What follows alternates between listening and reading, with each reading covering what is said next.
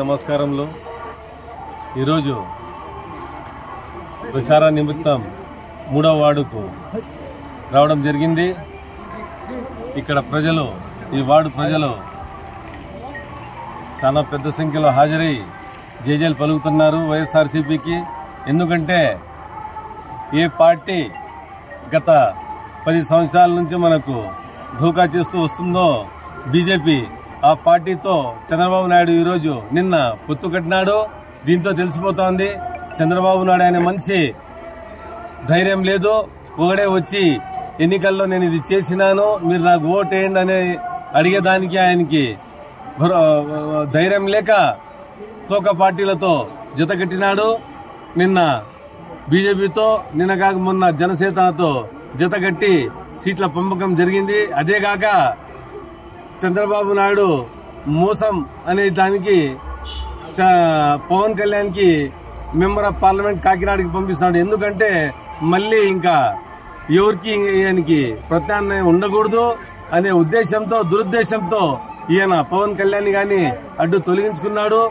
అదే మన జగనన్న సంక్షేమం మరియు అభివృద్ధి అనే నినాదంతో ఒక్కడే ఈ ఎన్నికల్లో పోతున్నాడు. అంటే చెప్తారు కదా, సింహం ఒక్కటే వస్తాది, మిగతా తోడేళ్లన్నీ కలిసి వస్తాయని. తోడేళ్లు ఒక పక్క జత కట్టినాయి, మరియు జగనన్న ఒక్కడే సింహం అయి ఎన్నికల్లో పోతున్నాడు. మీరందరూ ఇక్కడ గమనించాల్సిన విషయం ఏమిటంటే, బీజేపీ ఏ రోజు అధికారంలో ఉండి మన ఆంధ్ర రాష్ట్రానికి ప్రత్యేక హోదా ఇవ్వలేదు. అదేగాక రాష్ట్రానికి ఏమైతే రాయితీలు ఏమైతే వర్తిస్తాయో ఏవి చేయకుండా ఈ రోజు టీడీపీ అనే పార్టీతో జతకట్టింది. చంద్రబాబు నాయుడు మోసం చేసే మనిషి, మోసపూరిత మనిషి అనే దానికి ప్రతి ఒక్కరూ గమనిస్తున్నారు. ఈ రోజు సిద్ధం సభ చూడండి. జగనన్న దాదాపు 10 నుంచి 12 లక్షల మంది మేదరపట్లలో, అద్దంకిలో జరుగుతున్న సిద్ధం సభకు హాజరయ్యారు. త్వరలోనే మేనిఫెస్టో మన అధినేత జగనన్న విడుదల చేస్తారు.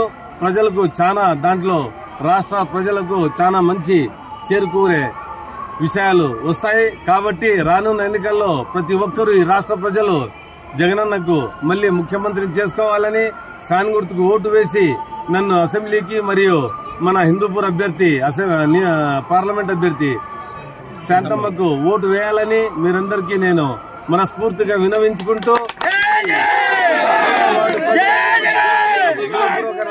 ధన్యవాదాలు తెలియజేసుకుంటున్నాను. జై జగన్.